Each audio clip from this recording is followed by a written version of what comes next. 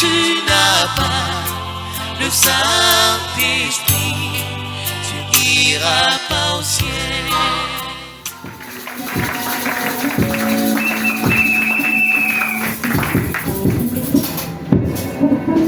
Merci, que le Seigneur vous bénisse beaucoup. Merci pour l'encouragement. Merci pour l'info. J'avais promis que je devais tenir une petite leçon d'école de dimanche. Na lakaki etengai na kotanisa moko ya école ya dimanche. Après, nous louerons le Seigneur puis passer à la prédication. Simana yango nde toko sanjola nkolo pe tolekana koteya. Nous allons incliner la tête au moment de prière. Dieu est notre Père, maître des temps et des circonstances. Toi, notre mari capable, notre époux, notre ami fidèle, toi de tout en tout. Nous te disons merci pour nous avoir gardés durant toute la semaine, pour nous avoir fait passer des bons moments dans ta présence. Et ce matin, tu as voulu que nous soyons encore là, pas de mauvaises nouvelles. Tu as gardé toute l'église, que ton nom soit béni pour cela, Père. Maintenant, il y a beaucoup qui n'étaient pas présents au milieu de nous des jours, mais tu les as aussi gardés et ils sont encore là en bonne et parfaite santé, et nous te louons pour cela, Père. Divin Maître, assiste-nous pendant ce laps de temps, laisse-nous être imprégnés par ta parole, car c'est de cela dont tout homme a besoin pour vivre. Nous croyons que tu nous aideras ici, tout pour ta gloire, au nom de Jésus-Christ. Amen. Amen. Que le Seigneur vous bénisse. Acceptez de vous tenir debout. Ouvrons nos Bibles dans le livre d'Hébreux, chapitre 10. Je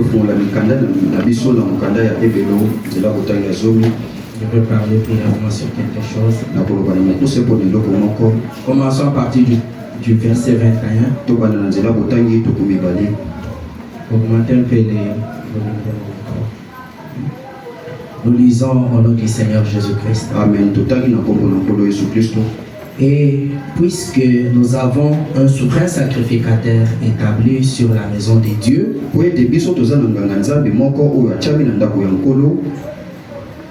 approchons-nous avec un cœur sincère dans la plénitude de la foi. Dans la plénitude de la foi, le cœur purifié d'une mauvaise conscience et le corps lavé d'une eau pure. Retenons fermement la profession de notre espérance,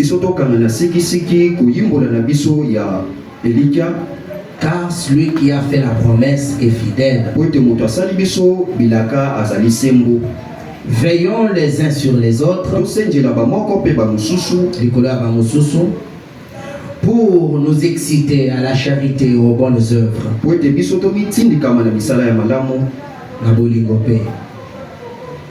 N'abandonnons pas notre assemblée comme c'est la coutume de quelques-uns,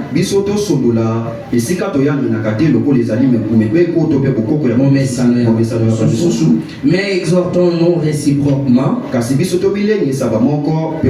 cela d'autant plus que vous voyez s'approcher le jour.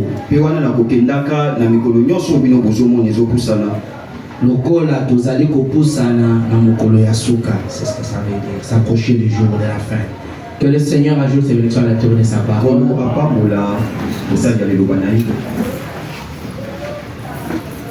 Vous avez remarqué que quand j'étais en train de lire la Bible, il y a une sœur qui est entrée. Vous avez vu ça?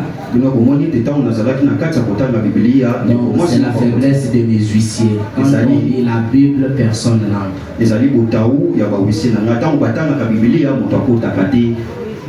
Branham dit la lecture de la parole, c'est comme la montée du drapeau de notre pays.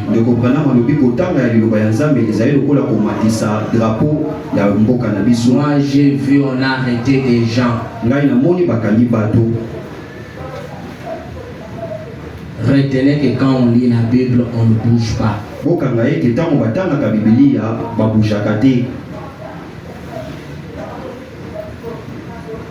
Que le Seigneur vous bénisse. Ce que je viens de lire ici, ça va me pousser à vous inciter à l'amour et à la persévérance.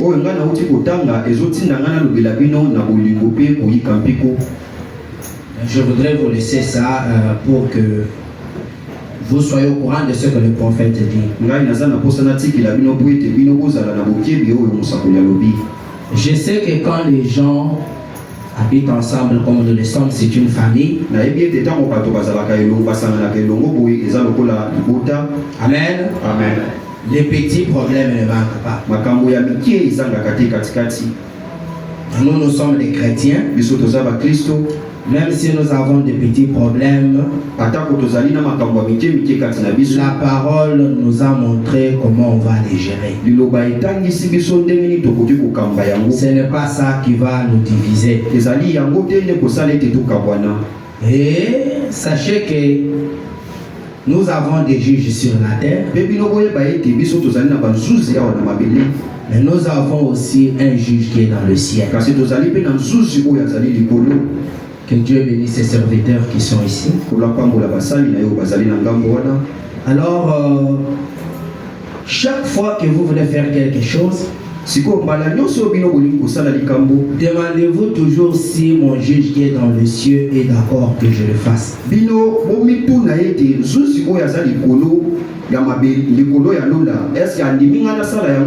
Et si le juge n'est pas d'accord, inutile de vous battre. Amen, amen. Amen.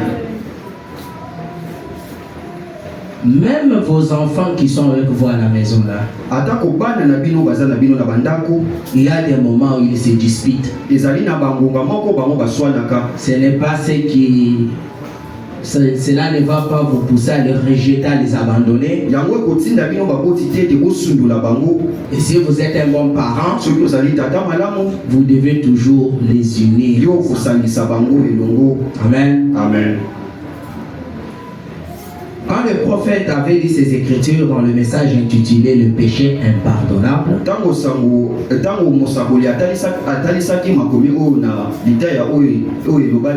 le péché impardonnable, ok, prêché le 24 octobre 1954, le 24 octobre 1954, au paragraphe 31-32, il a dit ceci. Il dit, écoutez ceci maintenant.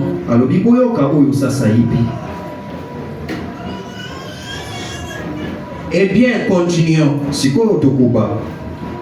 Retenons fermement la profession de notre espérance. Il dit la Bible. Tokanga kolika na biso na kati ya kotubela ya elika na biso. Celui qui a fait la promesse est fidèle. Le prophète. Veillons les uns sur les autres pour nous exciter les uns les autres à la charité et aux bonnes œuvres.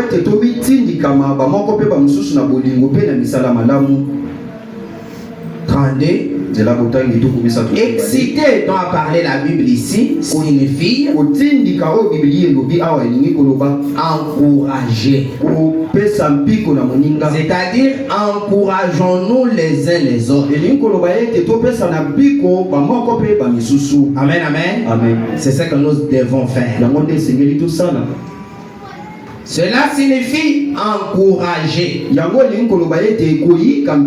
S'encourager l'un et l'autre à la charité.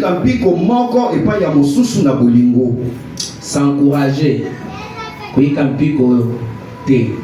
C'est-à-dire que tinda mutu ko sungaye ko salisa ipoete ameka ko sala misala malamu pe azala na bolingo moko epai ba mosusu. Amen. Amen. Voilà. Madame dit, s'encourager l'un et l'autre à la charité et aux bonnes œuvres. Il dit, si vous voyez dans l'église un frère qui a quelque chose contre un autre frère,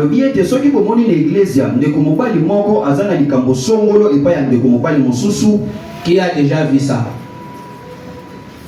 Qui a déjà vu dans l'église un frère avec un problème avec un autre frère? Levez la main. Qui a déjà vu dans l'église une sœur et un problème avec une autre sœur? Levez la main.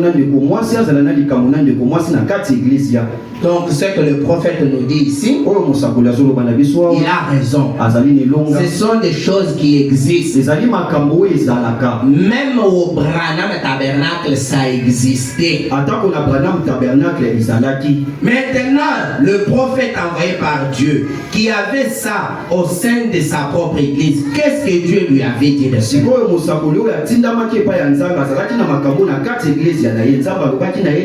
Il a dit, si vous voyez un frère, même une sœur, il y a quelque chose contre un autre ou une autre, vous qui avez vu ça, ne dites rien pour jouer au fauteur de troubles.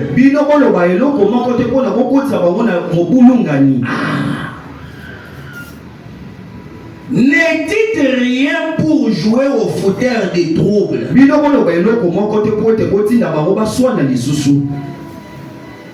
Maintenant, regardez comment vous avez réagi dans le problème que vous avez vu entre le frère et le sœur.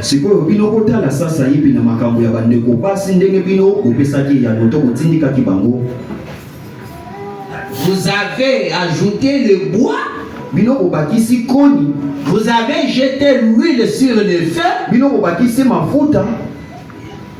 Vous avez ajouté, vous avez commenté ce que vous avez entendu pour les exciter à la colère, ou bien vous avez fait comme le prophète va nous dire. Mais retenez d'abord que le prophète a dit, vous qui voyez les différends entre le frère et le sœur, ne dites rien pour jouer au fauteur des troubles. Mais faites quoi? Mais dites quelque chose qui les réconciliera. Bayokana lisusu bazongela esika moko. Ndebo yo salaki. Abazolobela bato ba obunda te, me bazolobela moto ya zomona ba o bazobunda, to ba o bazoswana, to ba o bazolobisana te. Yo lobi nganta ya ba baswana kate. Ngaya ba soki moto asali makambo na ngana tana kaka na miso. Skoyo oza na responsabilité pe lokola miso na yo emoni. Responsabilité na yo ezali nini? Loba eloko moko soki ozali na yango oyo kosangisa bato wana po bakabwana te, oyo kosangisa bato wana po ete baswana te. Soki ozali na eloko ya bongo te, kanga monoko.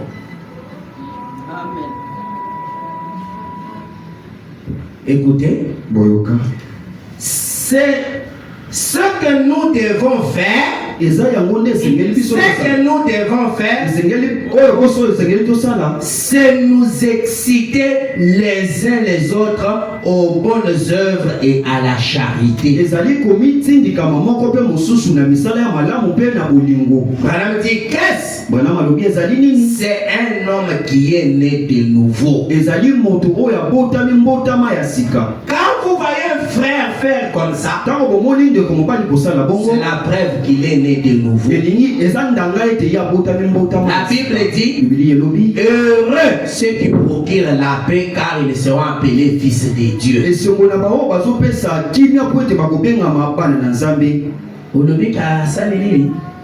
as dit qu'il a fait quoi? Et puis, et toi aussi tu as laissé. Là, c'est toi. Si c'était moi, ça n'allait pas passer. Tu les pousses à faire quoi? Allez réagir. Tu es plus qu'un païen. Vous les jeunes gens ici, écoutez-moi.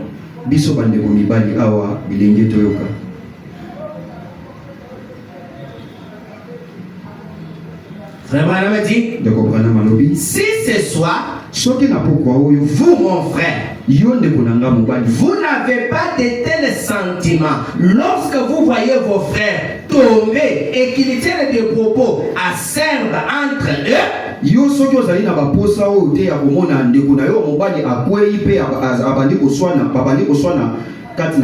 Si cela ne vous amène pas à les réconcilier,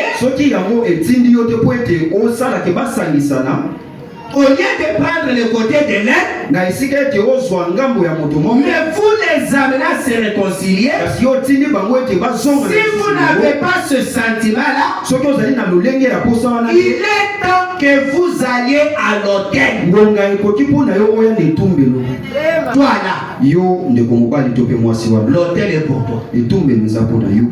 Pas d'abord pour ceux qui se battent. Pour toi, il les a vus et qui a manqué comment les réconcilier. Mais qui a pris position pour l'un ou pour l'autre. Selon Dieu, la place c'est à l'hôtel. Papa Laurent, réveille celui qui est à côté de toi.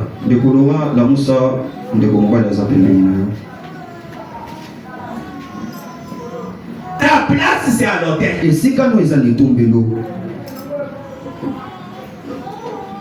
Le prophète dit, c'est vrai, il vous est arrivé quelque chose.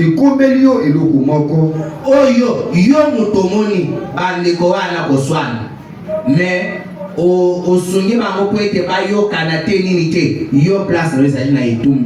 parce que ça il vous est arrivé quelque chose. Quelque chose vous a séduit.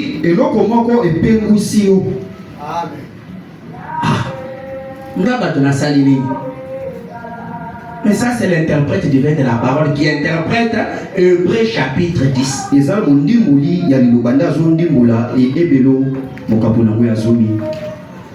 Il vous est arrivé quelque chose. Quelque chose vous a séduit. Écoutez, vous n'avez pas l'expérience que Dieu exige de vous.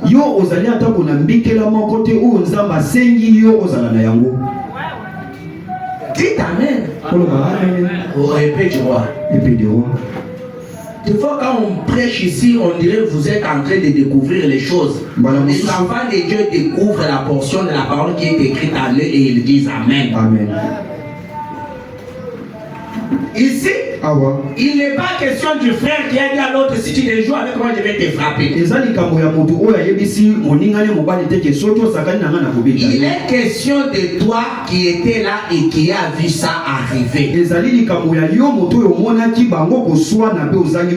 Si tu ne tentes pas de les réconcilier, de mettre la paix entre les deux là, ta place c'est à l'hôtel. Tu n'as pas l'expérience que Dieu fait de toi. Tu es séduit. Quelque chose t'est arrivé. Je répète, Branham.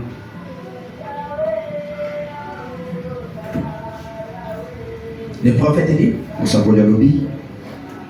car Jésus, lorsqu'il était insulté, il n'insultait pas en retour. Et lorsqu'on disait du mal de lui, il ne disait pas du mal en retour.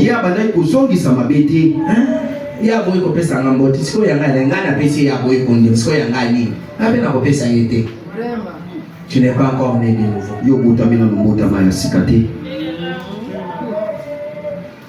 C'est ça le Branham. Dieu nous envoie un prophète. C'est ça.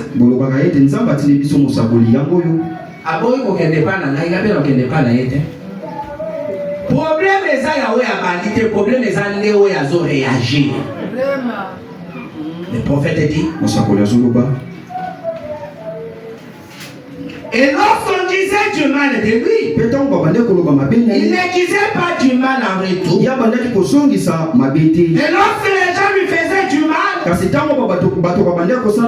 leur faisait du bien en retour. Lui, notre modèle, lui, la rose de Saron qui fut écrasée pour que de son parfum, nous puissions être parfumés pour sentir bien.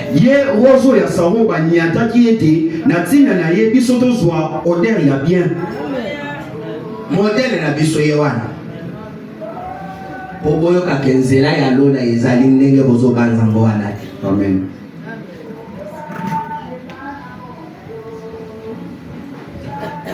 Lorsqu'on l'a persécuté, qu'on l'a cloué à la croix, il a baissé le regard et a dit Père, pardonne-leur, car ils ne savent pas ce qu'ils font. Or, être chrétien, c'est être comme Christ. Amen.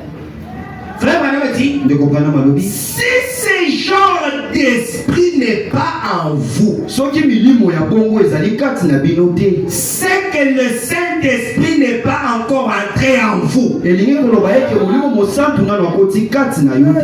vous n'avez pas trouvé ce message, le péché impardonnable. Écrivez seulement dans Kosher, de Shekinah Kosher, les péchés impardonnables, paragraphe 32. Frère Branham dit, si ce genre d'esprit n'est pas en vous, Babeti, yo pamboli, Bafini, yo limbisi, Basaleli yo mabe, yo senyi zanga pambola bangwa sunga bangwa, atali la bango mabe wanate. Soki oza bongo, c'est que molimo zakati na Kristo zalikati na yope, ilingi koloba ete molimo mosantu zalikati na yo. Mais ceux qui prennent ailleurs, ça n'a qu'à bon côté. Frère, comme il faut s'attendre à au social na message, comme il faut s'attendre à na kanzengote. Les talons de mesure dit que c'est que le Saint-Esprit n'est pas encore entré en vous. C'était le même esprit qui était sur Christ Jésus. La Bible dit que cela soit en vous. Christ est dans son église. S'il est là, voilà ce que sera notre réaction.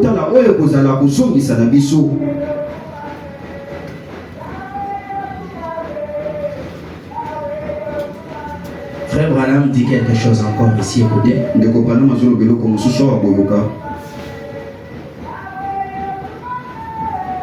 C'est juste une école de dimanche. J'ai envoyé ça dans le groupe WhatsApp de l'église. Là, il y a tout le monde a lu ça. Frère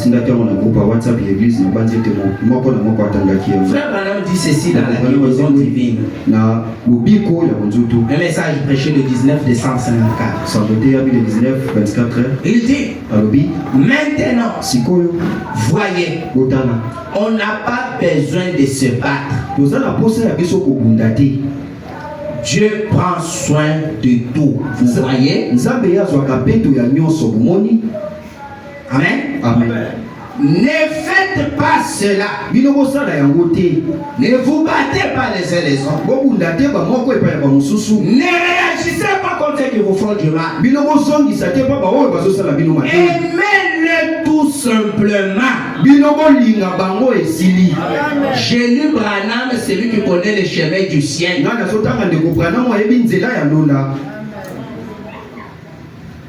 Le propriétaire du ciel dans lequel toi et moi nous voulons entrer. Le propriétaire du ciel dans lequel toi et moi nous voulons entrer. Aimez-le tout simplement. Rendez-le le bien pour le mal. Tous les temps. Mikolo nyonso. Tango Yesu. Papa, même ici le prophète dit tous les temps. Tango Yesu. Sache que le frère qui te fait du mal là, la sœur qui te fait du mal là, il a déjà son pardon 7 fois par jour. J'ai droit de te faire du mal 7 fois par jour et tu as le devoir de me pardonner.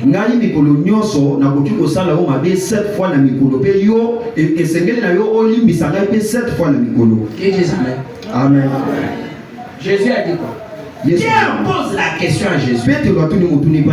Combien de fois devons-nous pardonner par jour? Jésus le regarde. Pierre lui a dit, est-ce que jusqu'à 7 fois?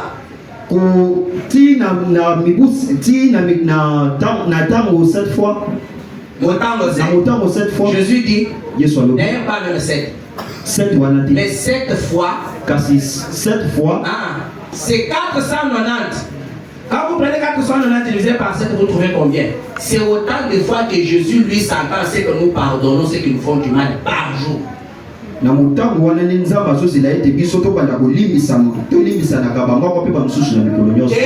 Et Dieu lui aussi, il y a cette parole-là. S'il nous juge, nous humains, capable de pardonner comme cela, c'est que lui peut pardonner plus que cela.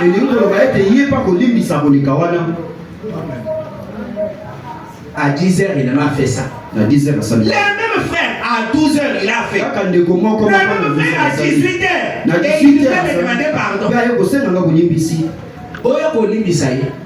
Ce que vous en avez droit.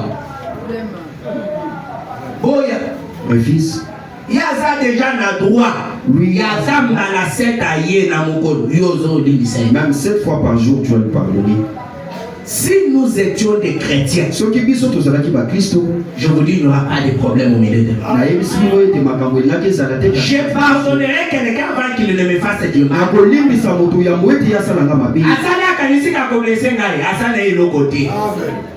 Nasina tondisa qui déjà déco na ya pardon na tongo. Mutunyo so akoya na kabili, ho ya na kabili. Pourquoi? Dieu prend soin de tout.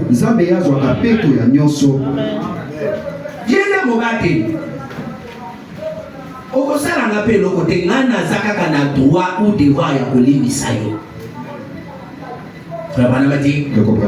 Côté la suite. Aimez-le tout simplement. Rendez le bien pour le mal. Pas vrai? Amen. Pas vrai? Le prophète dit, quand quelqu'un dit du bien de vous, bon, soyez reconnaissant. Merci papa. Amen. Quand quelqu'un dit du bien de vous, soyez reconnaissant. Remerciez-les. Mais quand il dit du mal, frère Branham, si quelqu'un dit du mal de vous, bénissez-le quand même.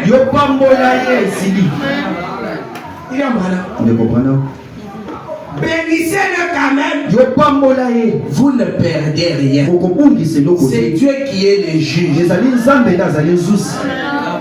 Votre colère ne fera rien à cette personne. Vous allez vous charger d'un péché inutile. Bénissez-le quand même.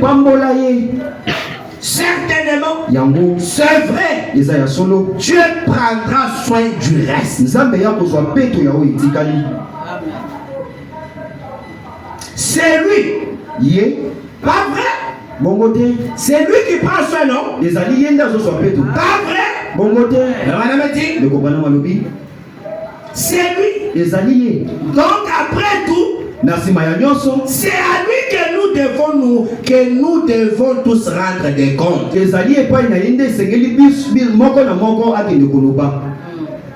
peu ce que c'est. atako nyonso wana Si votre ennemi gère, soki monguna na yo oyo alapa si vous avez la moindre sensibilité, soki ozali na etutu moko kati na yo sensibilité, c'est quoi?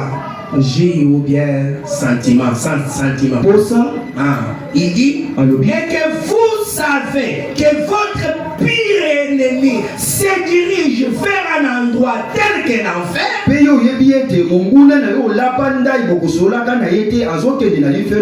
ceux qui ont quand même un moi sentiment, mon cœur a un peu de sensibilité en vous.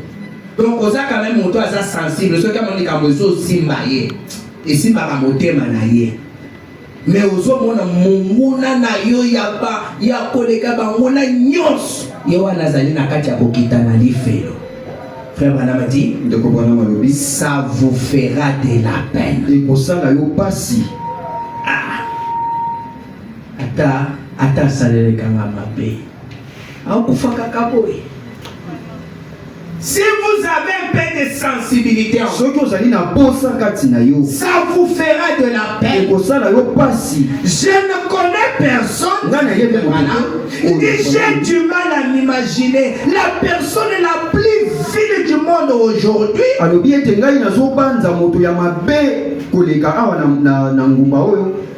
Qu'il soit question de Staline là-bas. Staline c'est un russe, vraiment, vous savez, les Russes et les Américains ça ne colle pas.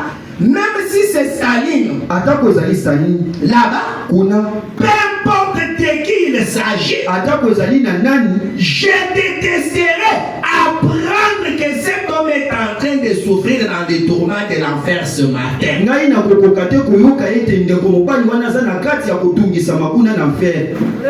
Je détesterais apprendre cela. Je détesterais apprendre cela. Assurément, je prie Dieu d'avoir pitié de son âme perdue au moment de sa mort. Voyez,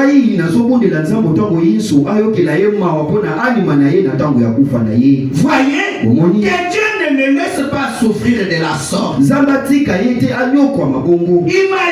un humain dans les tourments de l'enfer comme la Bible le dépeint ici pour les croyants.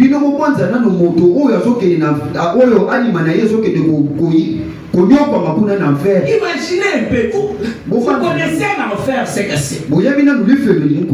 Tu es content de dire ce qu'il fait là. Et il y a Katinayo, Ozana Molimo et Kokotso Nado.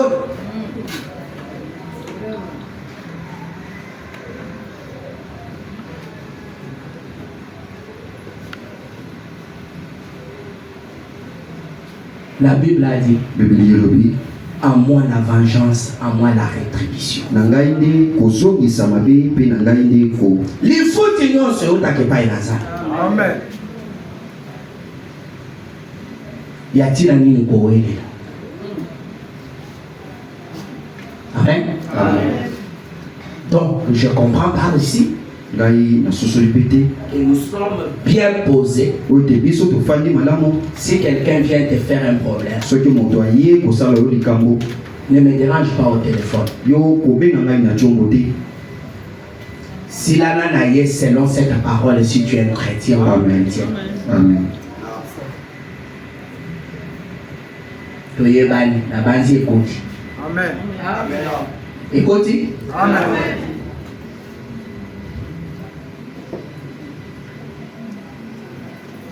Pendant la semaine, nous avions programmé, mercredi nous devions avoir culte et vendredi nous devions avoir journée de prière de jeûne.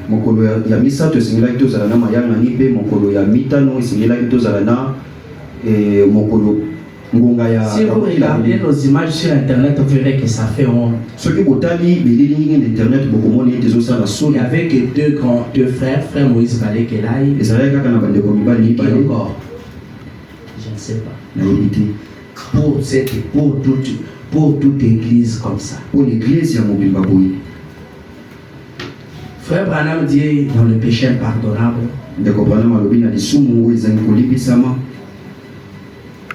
33.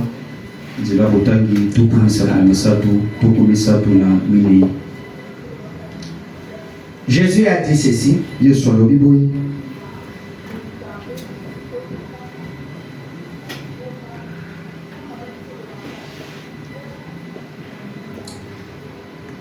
Il dit azoloba maintenant pendant le tabernacle, sikoyo bana mongombo ou comme Pedro tabernacle, tope mopanga mongombo vous qui êtes ici, bino ba ozawa nous n'avons pas d'organisation. biso tozali na bibongiselite Nous n'avons pas de carte d'identification ou de quoi que ce soit. biso tozali na carte te po ete to zwa moko péché impardonnable. kombo ya moko na moko. Il dit, alobi tout ce que nous avons ici, nyonso tozali na ngwawa c'est la communion. ezali boyokani Bomoko. La communion, boyokani, bomoko, ainsi de suite. Il dit, et vous qui communiez avec nous en Jésus-Christ ce soir ou ce matin, pe bino baoyo boza na bomoko na biso na nkolo Yesu Kristo na pokwa to pe na ntongo oyo et qui communiez chaque soir et chaque fois, pe tobandi koyokana ntango nyonso na pokwa pe mbala nyonso. il dit, nous sommes toujours heureux de vous avoir ici. alobi toza na nsengo ya koyamba bino Comme des frères et des sœurs qui parfois viennent toujours ici mais n'étant pas membres fidèles ici. ndenge bandeko pasi to mibali Nous sommes heureux de vous avoir ici. toza na nsengo ya koyamba Il dit, bino nous voulons que vous soyez ici. biso tolingi ete bino bozala awa Vous n'avez pas à vous joindre à nous. bino esengi bino te bosangana na biso. Bokanga na biso. Alors, tout ce que vous devez faire, nyonso bino bokesengeli bosala c'est venir adorer avec nous. eza kaka koya kongumba melelongo na biso. Et nous nous attendons à ce que chacun de vous garde le véritable mystère de Dieu dans son cœur, sans faillir. Pe biso tozozela ete moko na moko na bino abomba mosala ya Nzambe, le véritable mystère de Dieu. mosala ya solo ya Nzambe, Mosala te libomba ya Nzambe ya solo sans faillir. zanga ete ekekima. Parce que quand vous venez adorer, vous savez ce que vous adorez. Tango bino boyaka kongumba mela boyebi nani boya kongumba. Il dit, venez adorer alobi boya kongumba mela et venez à l'autel. pe bino boya netumbelo. Vraiment, nous a dit ndeko bana malobi na biso que l'autel, ke c'est etumbelo un endroit où tout chrétien en venant à l'église vient premièrement se mettre là. ezali esika oyo mokristo nyonso ayaka na losambo ayaka yambu nanu na hotel. Prie pour les uns les autres. Kopondela mpona bamoko mpe Remercie Dieu. mpe kotonda Adore Dieu. kongumbamela Et Nzambe puis retourne se mettre à sa place. mpe azongi esika na ye ya kofanda fandi. Toi, combien de fois tu es venu à l'hôtel durant tous les mois de mai? Yo mbala boni oye awa na etumbelo na sanza oyo ya mai. Mais tu es quand même chrétien, tu es chrétien. kasi oza mokristo ya mobali mpe ya mwasi. Yo ya église dans le temps tu n'as même pas honte. Osa jeune, osa pe ata ko côté. Ozo kuta ba mama mi bange basi ba bavandi. Mais yo jeune ozo ya na 10 heures. Ozo tambola et tamboleli ya ba jeune au côté pe ovandi. Oza ta na sonité. Mais okokende lona. Bon, okende ko futa bio na rapport ya njili okende lona. Congo ya mweze mema na lona.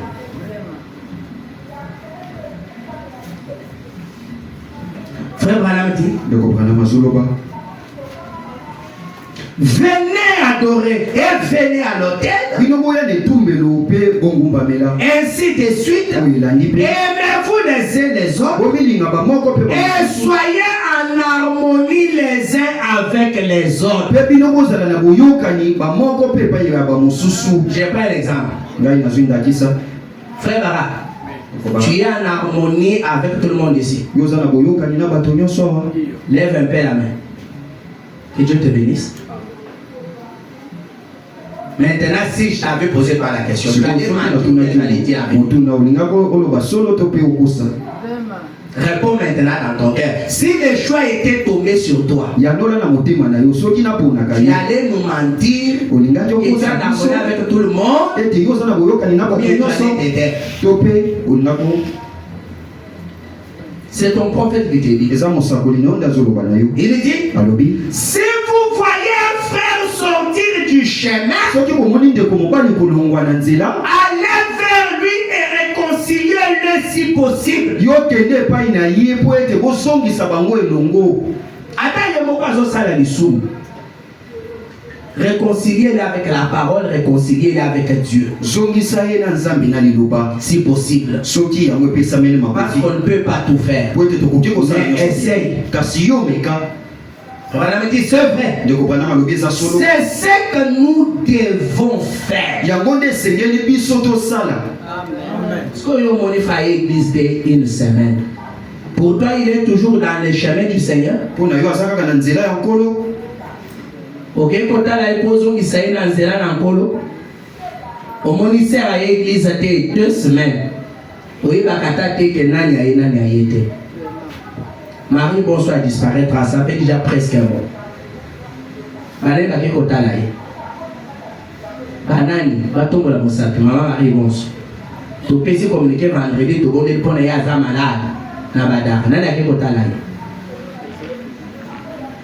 Mais ce matin, vous êtes bien habillés en tant que des chrétiens. Madame les chrétiennes, mesdames les chrétiennes. Maman Fatou m'a télémané. Nana ibi Maman Fatou m'a. Tu peux si communiquer Kazana moi na hôpital na maman yemo bakati lokolo. Banda tu peux ça kati lelo. Yemo ka bisenga pasteur tika na yo to bi église na biso pona kotala bato eza difficile problème ezate. Ndenga za boy avandi na hôpital mais asali effort pour ya culte. Yo ozata na musala ya bacheyo arba ke soko sali a côté to koboma yo. Tu es libre. Maman dit bisanga ndenge na télévision pardon. Frère Branham dit,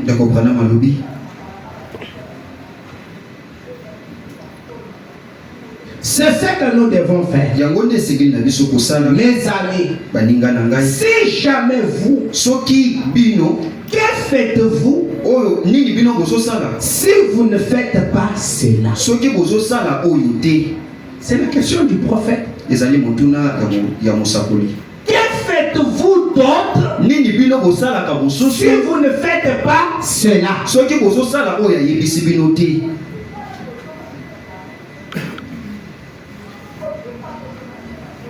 Frère Branham dit, vous faites de votre personne une misérable créature.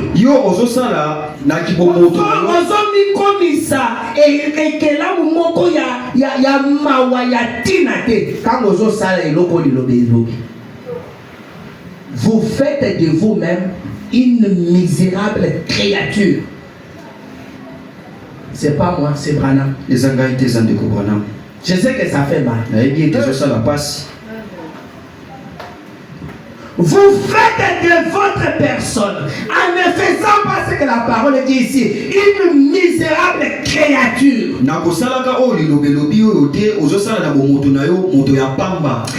non un chrétien.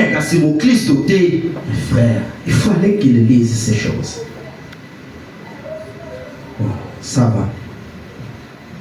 Il dit, c'est vrai. Et tout ce que vous faites est vain.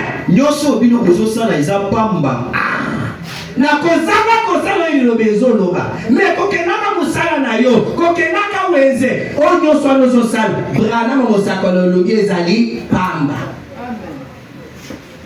C'est vain.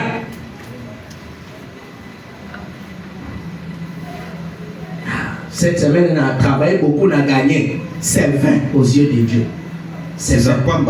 Ça a bien fait. Pamba, au salut de côté.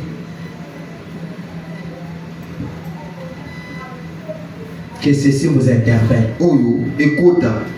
Musala yo sala musala mpunda. Na miso na zambi. Yango ana mukolo so ko peta kaka couper nyonso eke. Eza na tina te liboso na zambi. Jésus n'a-t-il pas dit, c'est en vain que vous m'adorez en enseignant des préceptes qui sont des commandements d'homme? Vous dites, bien, je suis Jean à l'église, je fais inscrire mon nom dans le registre. Mais j'ai dit, n'a qu'à l'église, n'a qu'à offrande. Vendredi, n'a qu'à l'église, n'a qu'à offrande. Le dimanche, quand on va à la si on a l'église, Mais c'est Jésus qui a dit, c'est en vain que vous m'adorez. En enseignant des préceptes qui sont les commandements d'or. Vous dites, bien, je me suis joint à l'église. J'ai fait inscrire mon nom dans le registre. J'ai fait ces choses. Cela n'a rien à voir avec la chose.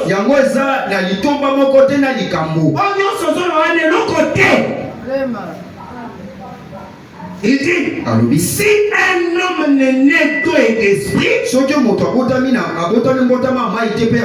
il n'entrera en aucune façon dans le royaume.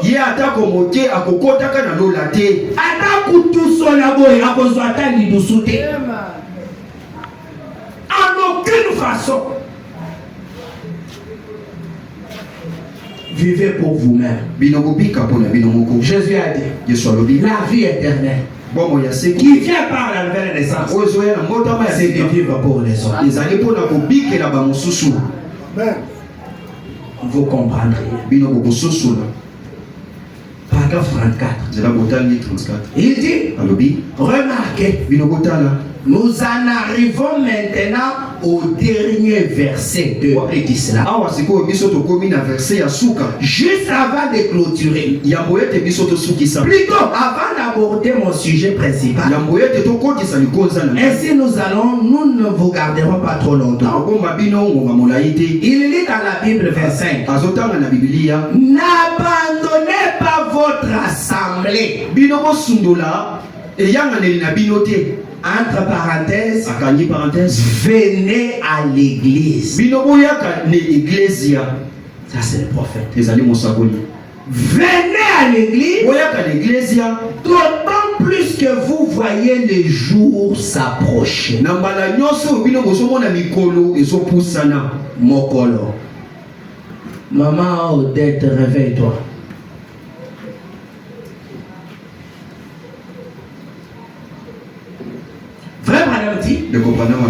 Les gens refusent d'aller à l'église. Les églises commencent donc à se vider. La guerre est terminée. Tout le monde est bien nourri. Bien. On a des habits de rechange. On a un bon travail. On est établi. On n'a pas le temps de vous servir lorsque vous allez au magasin. Il dit l'autre jour, j'ai téléphoné pour qu'on me répare mon four. Ils m'ont dit, est-ce nous qui l'avons installé? J'ai dit non, c'est quelqu'un d'autre qui l'a installé. Mais il a cessé ses activités. Ils m'ont dit, eh bien, consultez ceux qui ont cessé les activités. Oui. Tout à fait indifférent.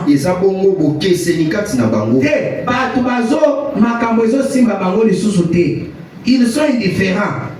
Écoutez bien la suite. Il dit, récemment, au cours de quelques dernières années, le même gens qui refuse de venir faire ces petits services-là, ils sollicitaient chaque petite affaire qu'ils pouvaient.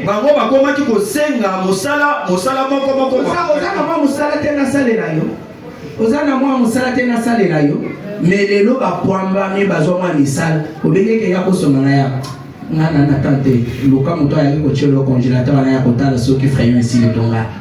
Mais il y a quelques mois, quelques années, à Zakena Moussalate.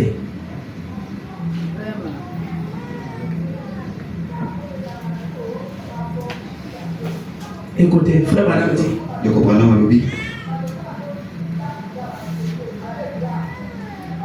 Quelques années, il sollicitait chaque petite affaire qu'il pouvait. Mais ils ont eu beaucoup d'argent. Ils sont devenus indifférents.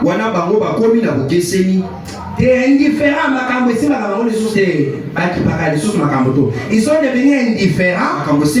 Ils s'en foutent. Amen. Amen. Frère Branham dit, mais permettez-moi de vous dire que cette chose, cette indifférence-là vous rongera.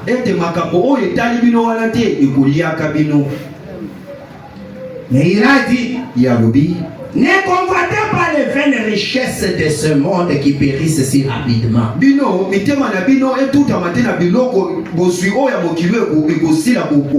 Cherchez à gagner les trésors célestes.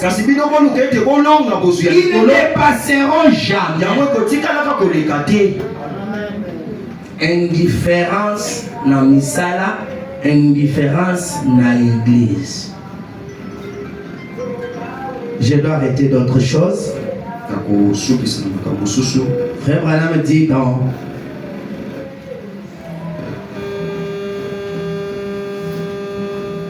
ce que sont les visions.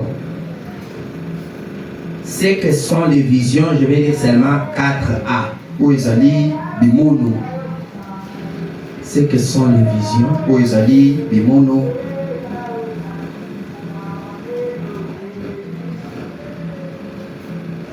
Il dit, nous trouvons que chaque personne est tenue d'aller à une église et d'en être membre en tant que chrétien.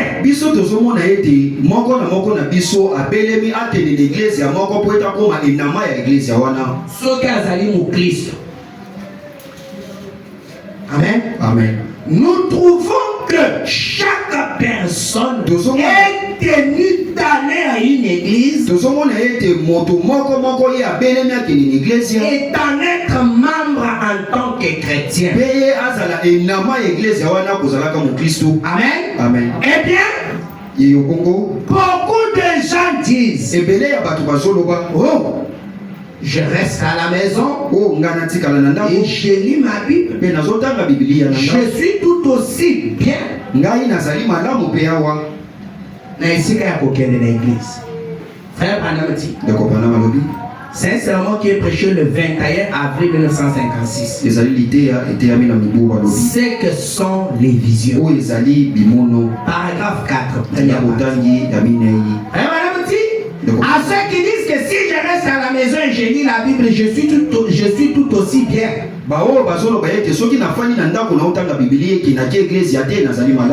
Non. Non. La Bible dit que nous ne devons pas abandonner notre assemblée. Il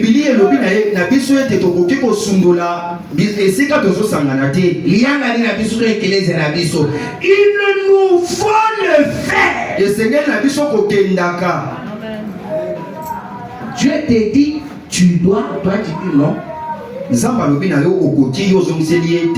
Toi, tu as un amour. Okomona pe lokote me mukolo mususu amo ezakati na wana ekobima nzoto kokwe siko kokutana na moto yebisaki ye non okosolola nani okoconvaincre.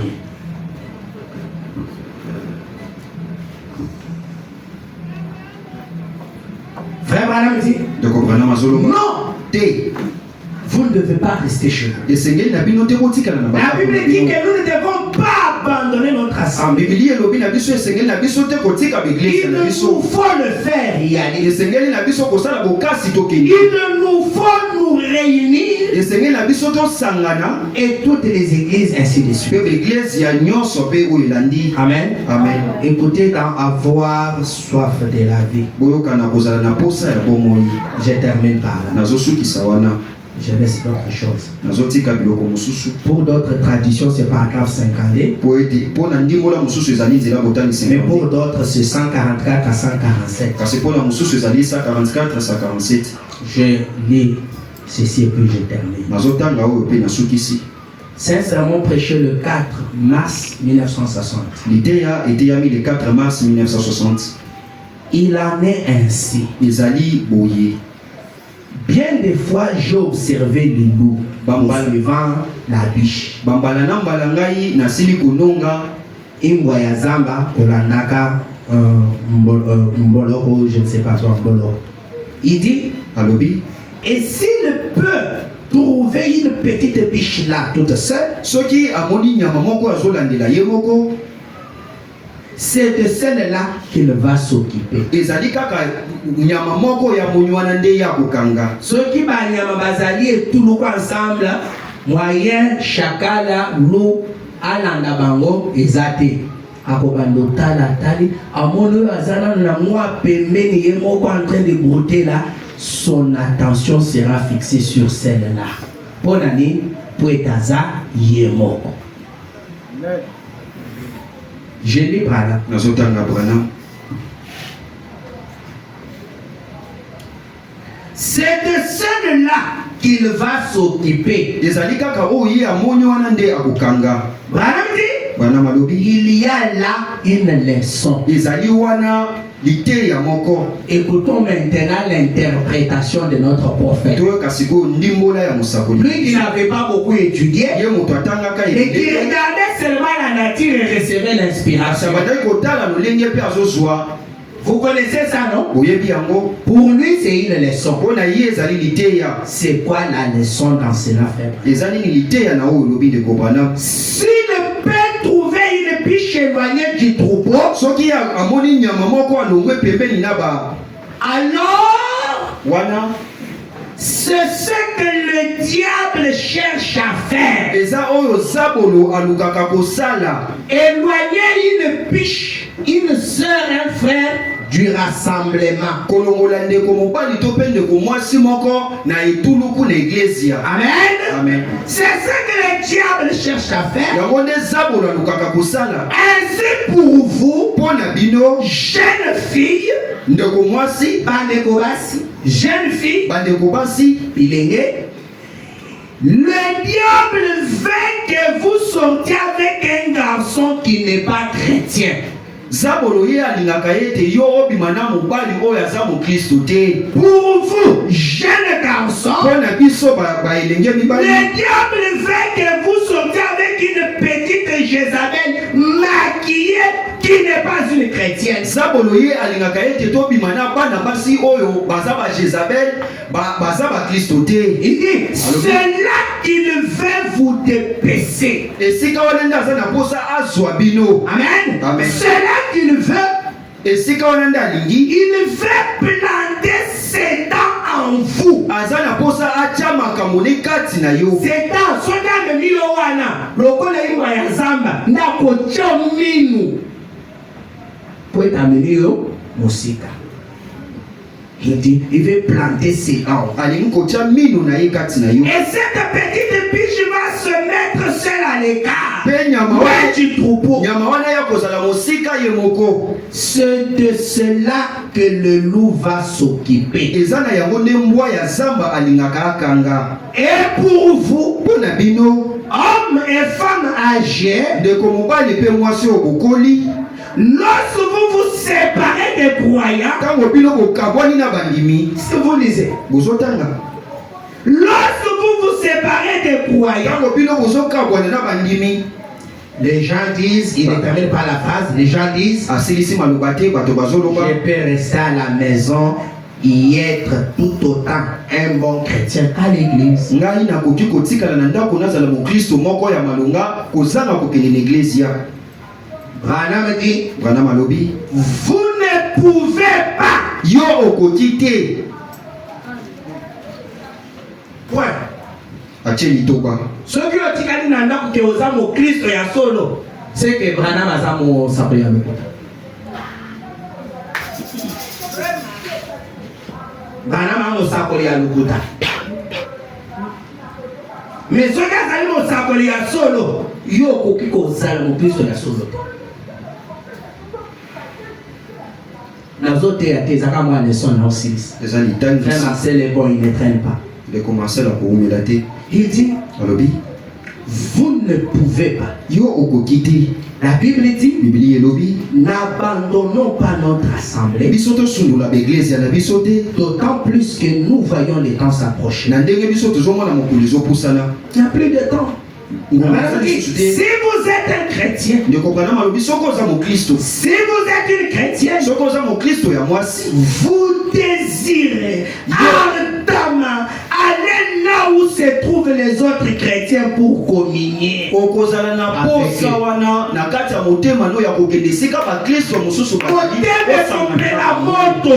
désirez ardemment aller là où il y a les autres chrétiens pour que vous communiez. Ceux qui ont allé mon Christo, c'est quoi yo mercredi aux alaki wapi mon Christo. Na Wednesday c'est que ba chrétien bazalaki. Vendredi frère ozaki na musala. Ne c'est que ba chrétien ba yanganaki. Ceux qui te dit que aux païens a fini biso. Remplaçons expert sa valeur.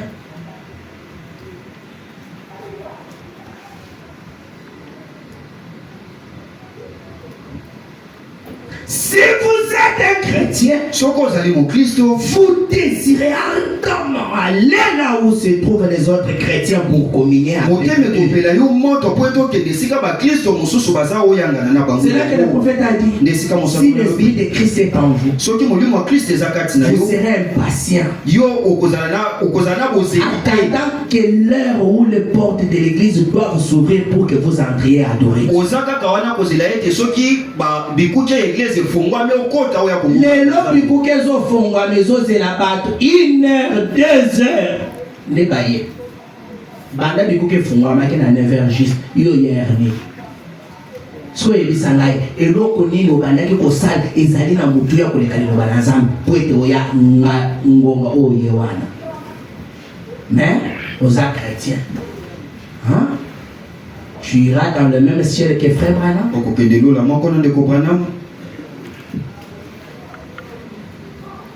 Bushala Wamba. Compléter Bushala Wamba.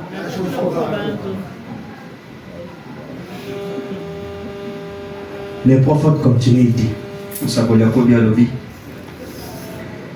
Ainsi, vous ne pouvez pas rester loin de l'église et vivre la même vie. Yo okoki kozala te moseka église ya pe opika mbikela kaka moko wana. Bon moko ya Christ. Libanda église. Jamais. Betala ka 2 semaines oya église te. Siko yo ka peser au Christ na yo. Oko banda kolekisa na makambo banda kolekisa te. Ki serie kosi na yo. Amwe ke bana bazala mosako ya lokuta. La même vie. Jamais. Vous ne pouvez pas faire cela. Vivre la même vie. Parce que c'est comme de dire, j'ai faim, mais je n'irai point à table. Pour la Goliath. Seulement, kaka, je vais pas manger. Seulement, kaka, je vais pas le faire. Oh, ce que le bibongo et sommeil que le bi on a tondi. Hein? Madame Saint-Polo. Et sommeil que le kaka nengo le bi on a tondi.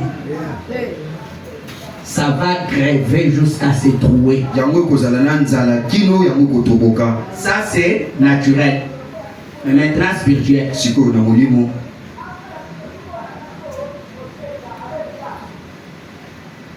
Le prophète dit. Voyez? Vous devez aller vous nourrir de la parole de Dieu et communier les uns avec les autres. Nous avons maintenant besoin les uns des autres plus que jamais. Liboso. Ce maintenant, lorsque vous vous séparez des autres, en vous faisant un peu remarquer, Vous ne voulez pas vous associer avec les autres parce qu'ils croient ceci. Et vous ne voulez pas vous associer à cela. Vous êtes sur un terrain dangereux à ce moment-là. En vous éloignant de l'église. Vous êtes sur un terrain dangereux. Vous ne pouvez ne pas le voir. Mais l'aigle lui a déjà vu. Et quand l'aigle dit qu'on vous éloigne de l'église, vous êtes sur un terrain dangereux. Mais s'il y a rien tout autour de vous, il y a un loup quelque part en train de vous guetter. Vous ne le voyez pas. Tout ce que vous apprendrez, ce sera quand les griffes ou les dents seront déjà encaissées dans votre chair.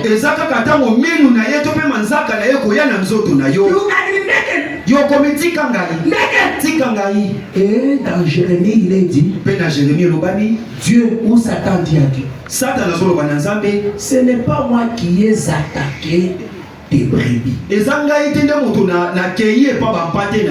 Mais ce sont eux qui sont sortis du bercail et qui sont venus dehors, et c'est là que je les ai trouvés. Où est mon problème? Ça,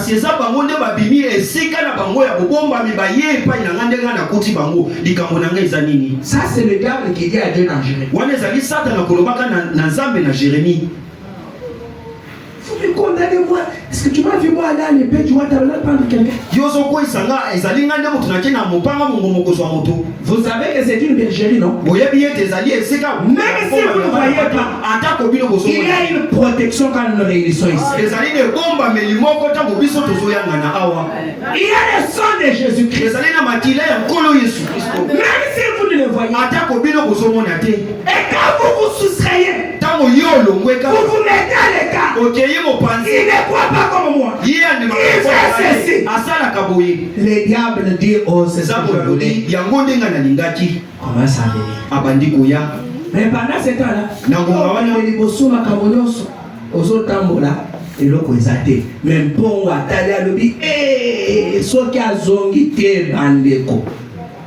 déjà, si c'est le léopard, lui, il pose les pieds. Vous ne savez comme les chats qui va attraper une souris. Et quand la souris va bouger, les chats peuvent même rester avec qui ne sait les jambes à l'air. Parce qu'en posant, on peut l'attraper.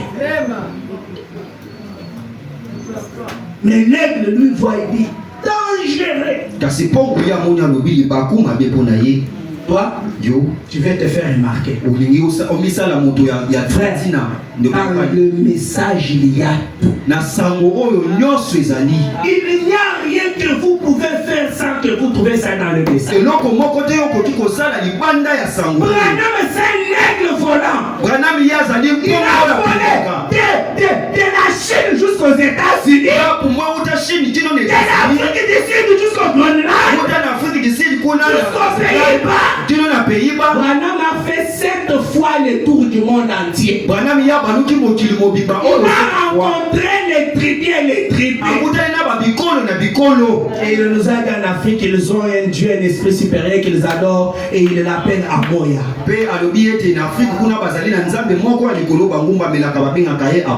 Amoya. Et le frère de Caroline du Nord, c'est qui?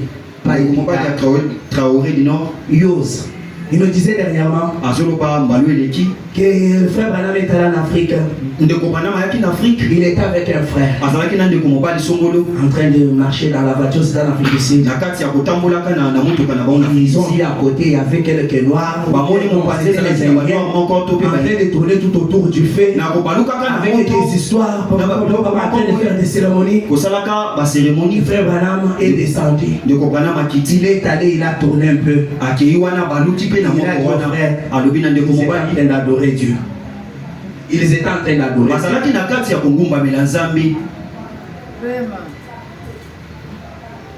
Il sait.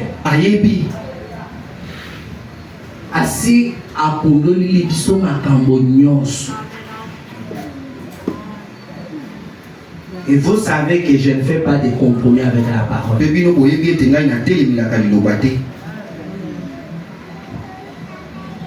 Pour gagner quoi? Si je te cache la vérité, c'est qui gagne quoi?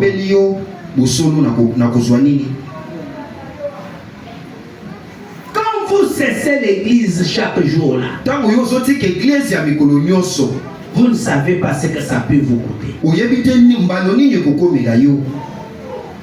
Nana frère mon gars bisingai na convoqué réunion à la jeune yaka a état que ça me parce que na posa na bon qu'il me pardonne mais son témoignage l'a m'a aidé azaki vraiment na posa na bon ba ka moto zaki ba tunyo so zaki kangate si quoi ya ki réunion te il fallait ça le loko wana soki samedi azupe mbongo ambo soki samedi na tongo téléphone ekwe mbongo zaki na kati ya simu allez appelle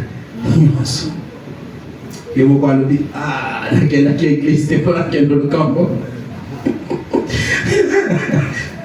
frère ne jouez pas avec Dieu.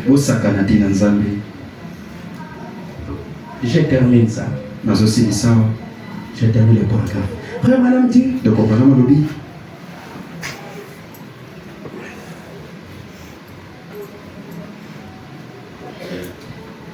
si vous êtes sur un terrain dangereux en ce moment-là, en vous éloignant de l'église, trouvez-vous-en une de votre choix et restez-y. Vous devez choisir votre église.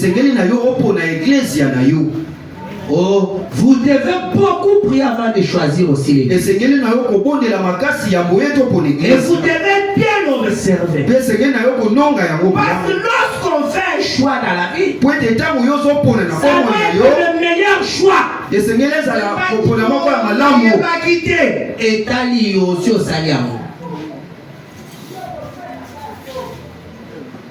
Le prophète dit, restez-y. Et soyez un frère chrétien pour tous les autres.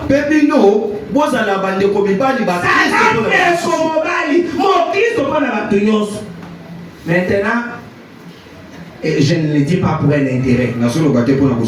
Yo ozumbo ngana zuite me ozande ko frère chrétien pour la bamusus. Mais ngana la lisa la yo ni des fois. Au remplir tâche na yo. Hein? Là, tu es vraiment un frère chrétien pour les autres membres de cette église. Engagez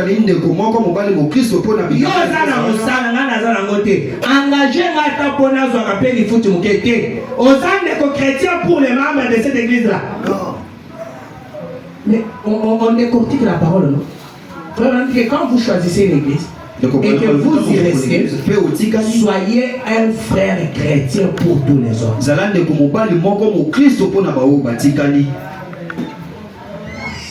Si j'ajoute, mettez sur mes épaules. Si je n'ajoute pas, n'allez pas dire que pasteur David a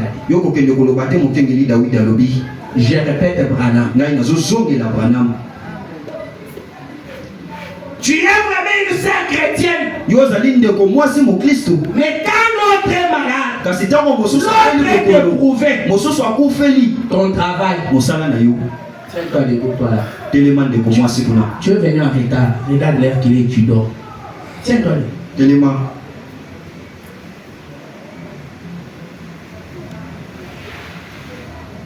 Soyez un frère chrétien. Frère Branham dit, c'est ça être un vrai chrétien. Alors nous avons la communion, la protection. La protection. Les gens vous aiment et ils prient pour vous. Ce que yo mona na kate, ma bonde lo nyo sosala ka mercredi vendredi au bénéfice ya nani. Vous êtes hors protection. Je sais que ça c'est dur. Na Vous yeke devez aller travailler, vous devez faire ceci. Le Seigneur Vous kokende pouvez vous absenter du travail, mais pas de l'église. yo koki kozangisa na mosala na yo to pe na bekolo kuna kasi na kati église ya te Le prophète ezali mosakoli qui vous dit que ce que vous allez manquer ce jour-là, c'était pour vous. nani ayebisi bino ete soki bino bozangisi mokolo wana oyo ezangi bino wana ezalaki ya yo okoyeba te eza yanga ozwi yango me ndenge kokende okoyeba te ependi na ya yo ekokende yango moko te po ezali ya yo te oyibi nzambe eza ta ya nzambe oyoki kosala mosala ozwi mbongo ezali ya yo te nzambe akobenda yango etango ekokende yango moko te ekobenda nawo ya yo. Vous êtes un voleur. Un voleur, quand on l'attrape, même ce qui n'était pas pour vous, d'abord, tout ce qu'il avait volé même chez les autres, on prend d'abord. moyibi ntango ayibaka ntango bazokanga ye nyonso bakokuta ye na yango bakozwa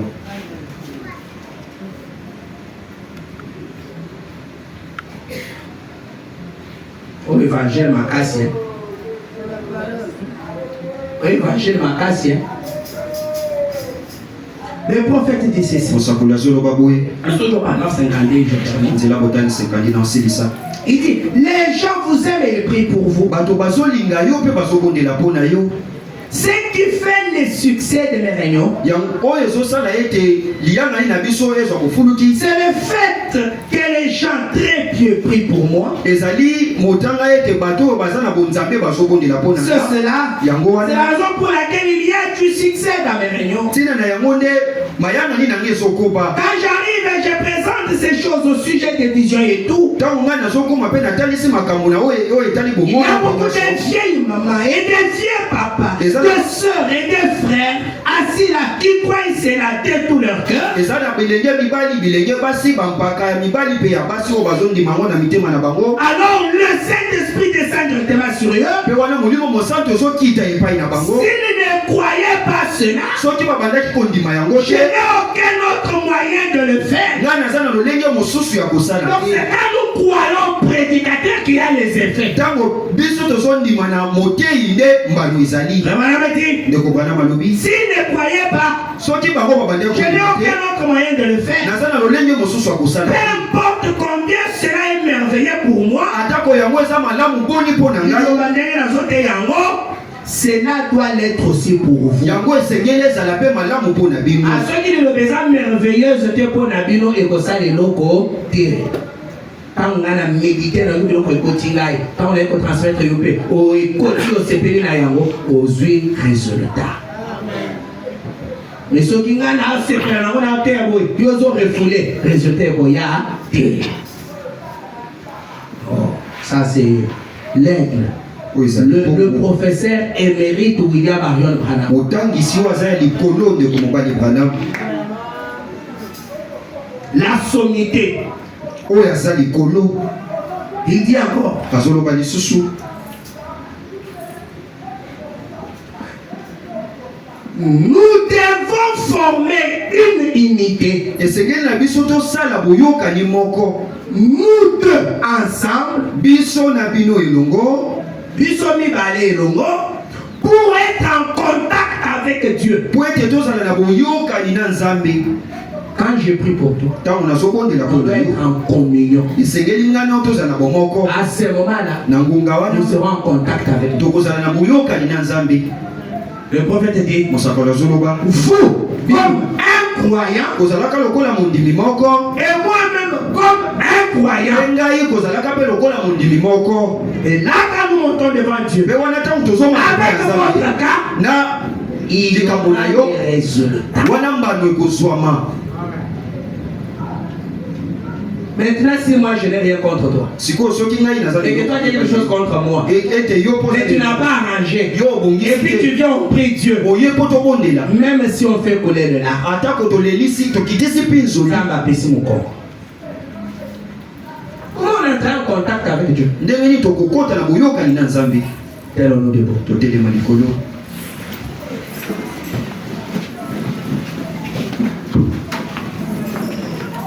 Je ne sais pas qu'est-ce que vous pouvez nous en donner pour qu'on prie, et puis on va chanter un cantique et écouter la prédication du jour.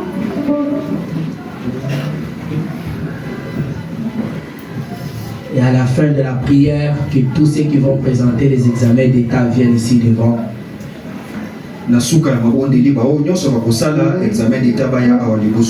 Si le concerné n'est pas là et que son parent est là, qu'il vienne le représenter ici.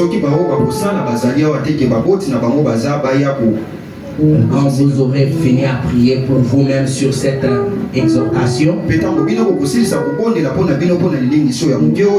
après nous prierons pour ceux qui vont présenter les examens d'État. Inclinons nos têtes.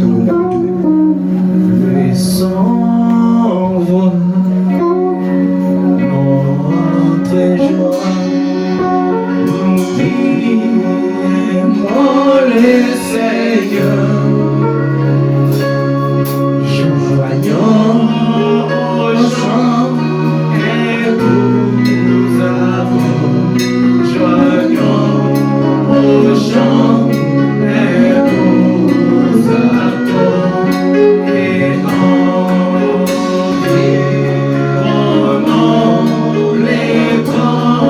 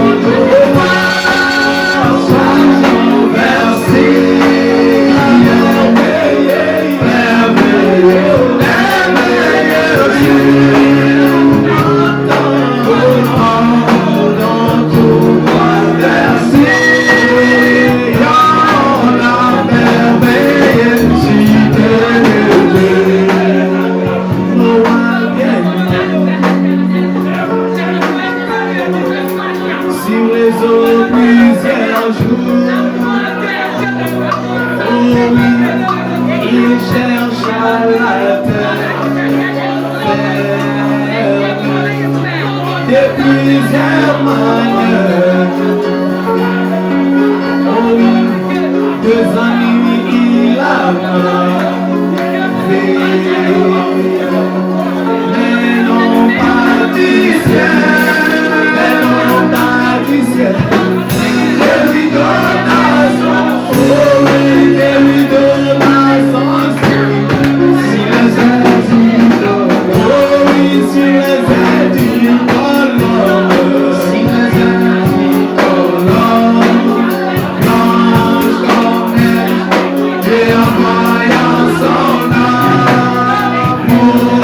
nous dit, le signe du ciel, le signe du ciel, si les ailes du colombe, si les ailes du colombe, si les ailes du colombe, et envoyant son amour nous dit, le signe du ciel, le signe du ciel, si les ailes du colombe.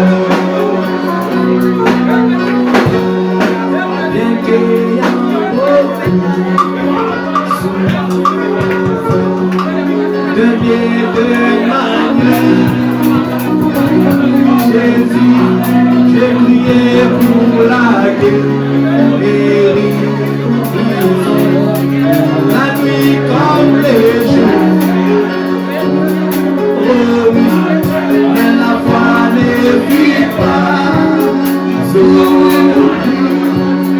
Par le Père du ciel, oh oui, Jésus, il me donna son, oh, il me donna son sein, sur les ailes du colombe, oh oui, sur les ailes du colombe, blanche comme neige, et envoyant son amour.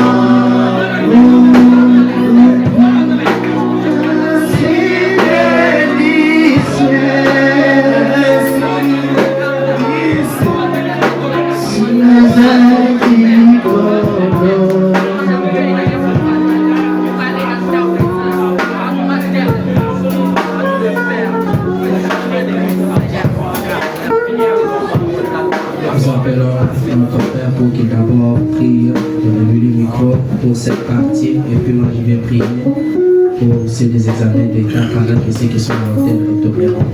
Zambila mukalenga Yesu Kristo Zambi mufukiwa julo ni buloba wewa mfumu munena mumanyi wa bikombi ni meba Zambi wa mujulu ufumu chanchira kumanya kumpara kwa julo ni buloba kwa bia kwikana na kufumu munena bwani lelu Zambi wa kujamo beranama nuwa ukula muditatu wa kule ni benga bana mfumu munena Bwana kai Seigneur Jésus Christ tout puissant tais-toi babu bantu mukalenga Yesu nous sommes obligés, Seigneur, de s'incliner devant ta parole, Père. Seigneur, Jésus-Christ le Tout-Puissant, Dieu m'koubikela Alpha, m'koubikela Omega. N'amali Seigneur Jésus, pour le moment, tu as fait ta part, Seigneur. Le reste, Seigneur Jésus-Christ le Tout-Puissant, moi, tu vas je m'kalanga Yesu, pour mettre en pratique, Père. Seigneur Jésus-Christ le Tout-Puissant, merci pour cette visitation, Seigneur. Merci même pour la consolation, Seigneur Jésus-Christ. Bénis notre pasteur qui a parlé, bénis tout le monde, Père Dieu Tout-Puissant, tout pour ta propre gloire. Au nom du Seigneur et Sauveur Jésus-Christ, nous t'avons demandé ainsi. Amen. Gardez votre tête inclinée, tous les finalistes peuvent venir ici devant. C'est lui qui va passer les examens d'État à partir de demain pour s'avancer.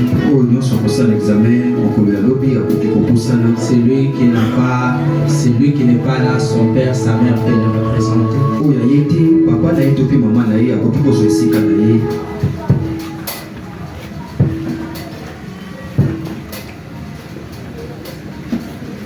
Frère Marcel, Pasteur Jacques, venez quand même qu'on offre cette prière ensemble pour la réussite. Et donc, si le Seigneur nous accorde tous ces diplômes cette année, ce sera la gloire pour son nom. Frère Marcel, tenez-vous la main.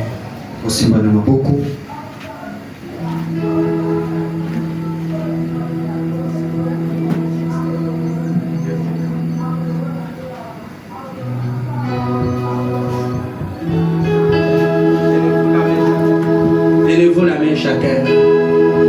Beaucoup. Pasteur, vous pouvez devenir la dernière personne. Même la jeune fille là. Frère Marcel, venez lui aussi. Là dans les bancs, priez, inclinez vos têtes, priez quand même pour frères et sœurs. On a des fans de l'automne, on a tout pété pour de la bonne bande de commis de passer.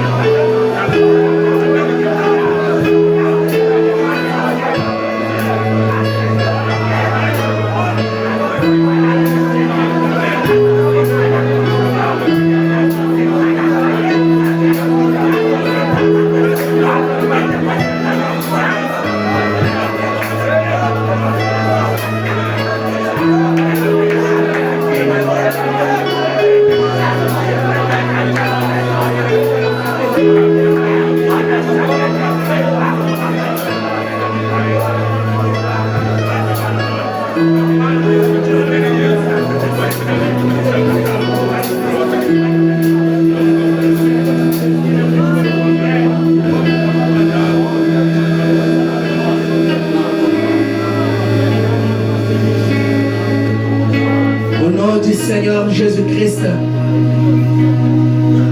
que chacun de vous reçoive une bénédiction particulière pour faire face à ces épreuves.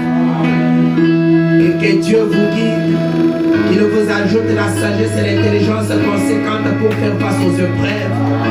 Car nous le lui demandons selon sa parole qui a dit, si quelqu'un n'a pas d'intelligence, qu'il le demande à Dieu qui donne à tous. Accorde-nous cela, Père, car c'est avec foi comme un seul peuple. Et toi, tu as dit que si deux ou trois sur la terre s'unissent, d'un commun accord pour demander quelque chose à mon Père, cela leur sera accordé. Avec cette promesse, toute suffisante, nous croyons que Père, tu as donné des diplômes à nos frères et nos sœurs. Tout pour ta gloire, nous avons prié au nom du Seigneur Jésus-Christ. Amen. Que le Seigneur vous bénisse.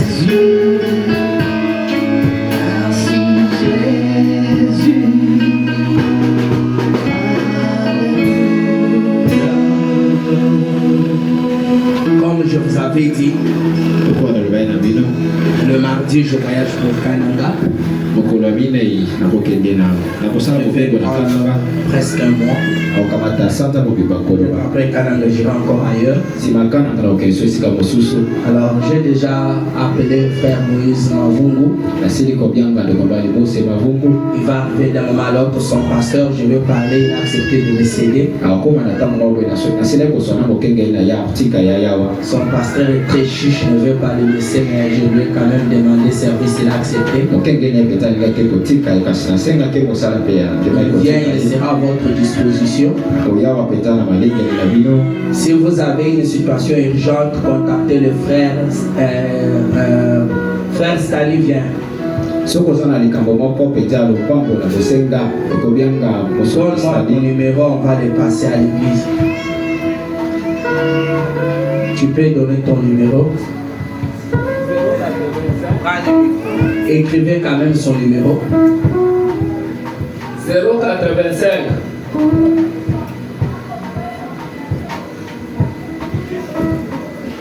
098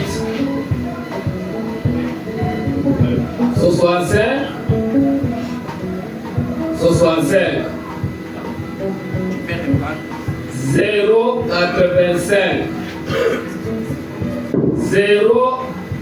085 098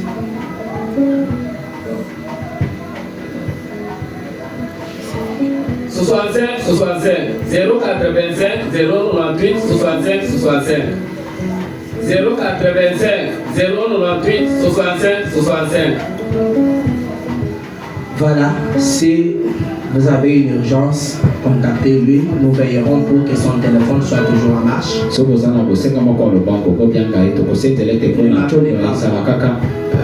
Ne m'appelez pas. Le mois de juin, c'est le mois où je me repose. Même quand je pars là, c'est contre moi. Le corps se repose. Je dois répondre aux invitations des aînés et de nos pères. Alors, je crois que ce que j'ai dit là, ça va garder l'église en paix, même s'il n'y a pas les pasteurs. J'ai chargé le frère Marcel ainsi que le frère Manassé de diriger les réunions. Le frère Patrick, tu peux passer devant. Et le frère Manassé, ils vont m'aider à diriger les réunions et la prédication sera la part de ceux que vous verront défiler de cette chair.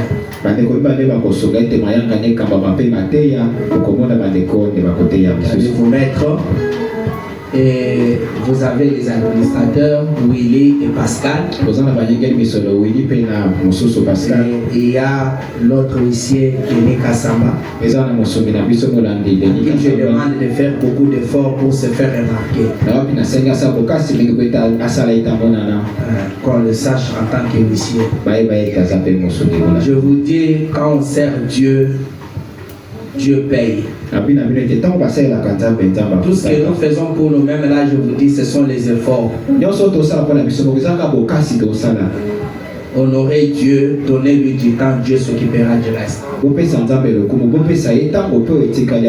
Quand vous servez Dieu, sachez que quand vous servez le peuple de Dieu, sachez que c'est Dieu que vous servez.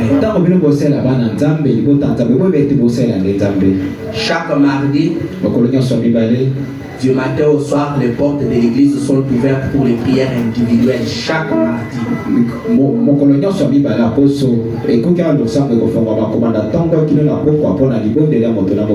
Et soyez vraiment très bons envers ceux qui vous prêchent la parole en posant des gestes chrétiens.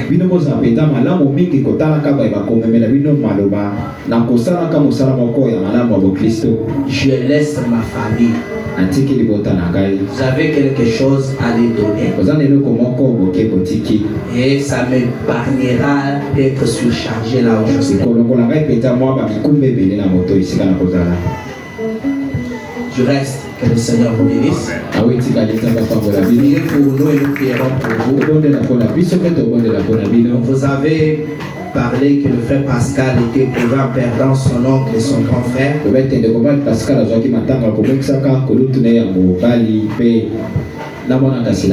Son oncle et son grand frère. L'un en Bouchemaï, l'un ici. La sœur Hélène Songa a perdu aussi sa sœur en Bouchemaï. L'information vient de nous arriver et le deuil est organisé chez elle ici à Bibo. Faisez de tous ces deuils le vôtre. Et n'observez pas pour penser que le soutien vient rien. Restez vous organiser comme des braves personnes. Respectez-vous les uns les autres. Et que chacun reste fidèle à son poste. Priez les uns pour les autres. Et soutenez l'église avec vos offrandes. Merci beaucoup. On va nous entonner juste un cantique. Et puis on va écouter une courte prédication par le frère Marcel. Voilà. Nous allons chanter avec joie. Maintenant, on cantique dans numéro 138, l'amour de Dieu.